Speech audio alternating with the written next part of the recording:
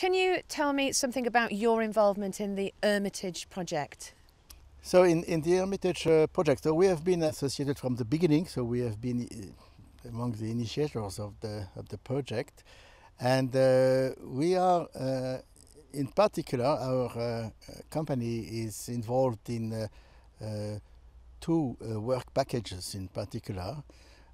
One which is called action and reaction of agents in the system, which deals with the decision making of different groups of countries or persons involved in the climate change debate.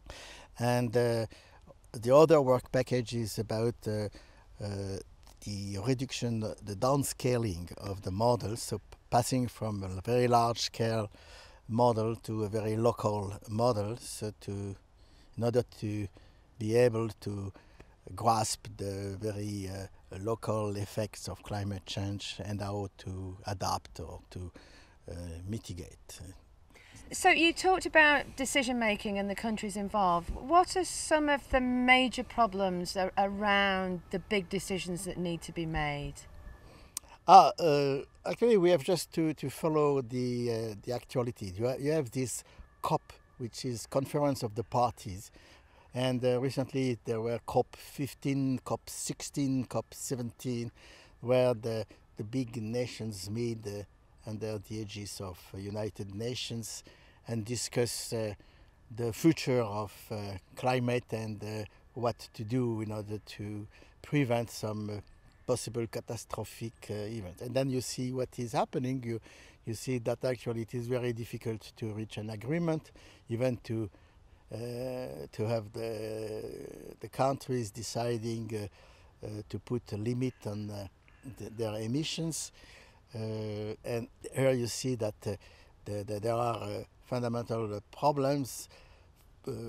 If we are convinced that there is a climate change problem, now there is no obvious agreement about what to do in order to tackle this problem.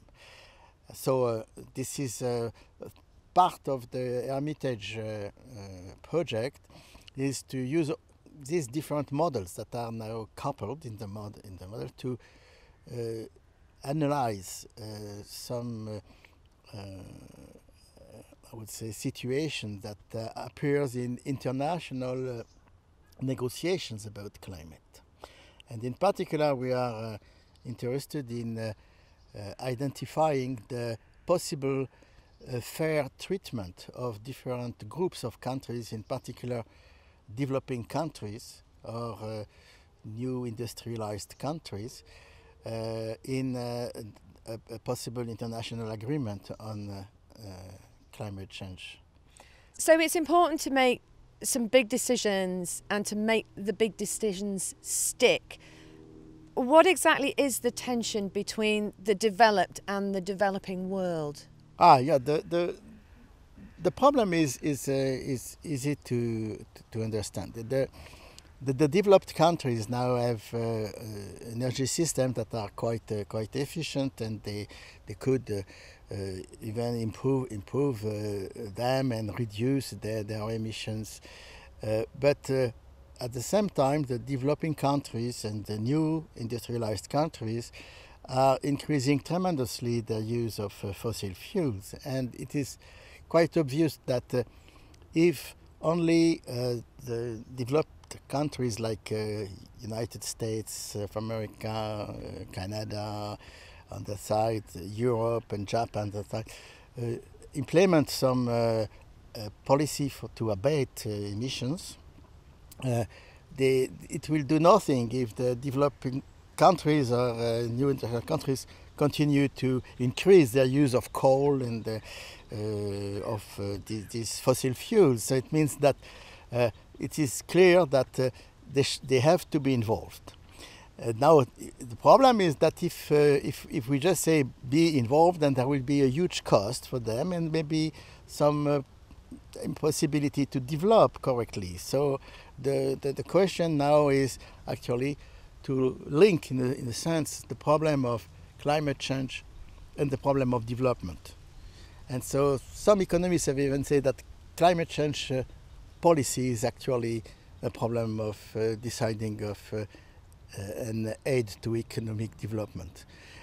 And there are possibilities to do that. So just by, for example, implementing a tax worldwide and to make transfers for to help the developing countries to develop their clean energy system, or to implement what we call an international emissions trading scheme or system, which through market mechanisms will allow the countries to be efficient in their energy choice and to get paid for their effort by selling some emission permits, provided they get, of course, enough allowance of these permits in order to be able to sell them and to get this funding for. So this is what we study. So we study this type of interactions among countries, and we formulate that as a game. So it means a mathematical model of competition. Right? And actually it is an economic competition, and the role of the United Nations, or the COP 15, 16, 17 and further, would be to define properly this allocation of permits in an international emissions trading scheme, if such a scheme is adopted, if a global objective is adopted.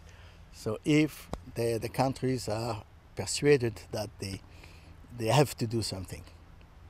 So in fact, the issue has a lot to do with justice and fairness, being fair to all countries. The question of being fair is essential. Of course, the industrialized nations developed using a lot of cheap energy.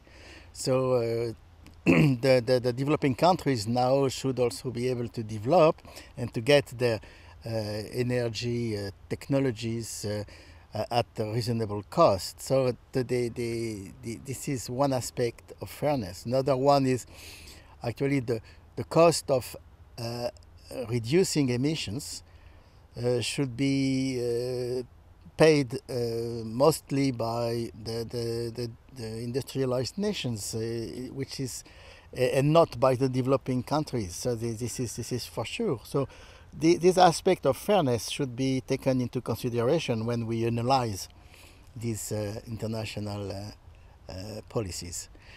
There is another aspect, which is the problem of trust. So the idea that developing countries have to trust the industrialized countries if there is an agreement that actually the future will be according to the agreement, and that there will be no full play. And in international relations, trust is not easy to achieve, and this is another big difficulty.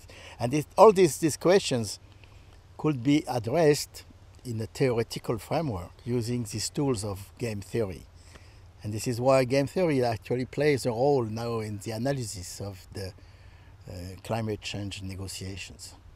So, in the long run, are you a pessimist or an optimist?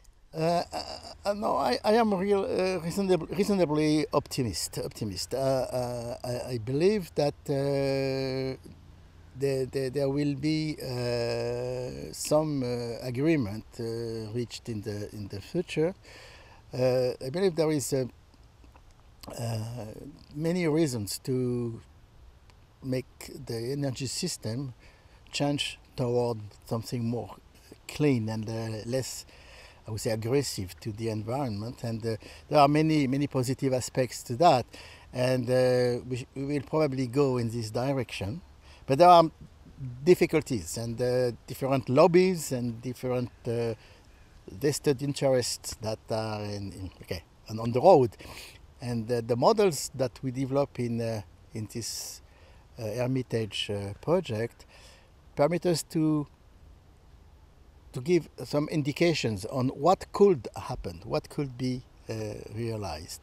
So we say, if we were in perfect world, and then if we had the perfect information, then we could devise a system where it would not cost too much to each country to go towards something which would be perfectly clean. Now, the problem is that there are uncertainties in even the quality of the data we have, the quality of the models that we use, and the problem is, as I said before, how to take good decisions using wrong models and impaired data. But this is also what we call now robust decision analysis. So take decisions that would be good even if we are not very sure of the quality of the model that is actually used to inspire the decision. And this is called now robust decision making. So think for looking for decisions that would resist some uncertainties or shocks coming from the environment.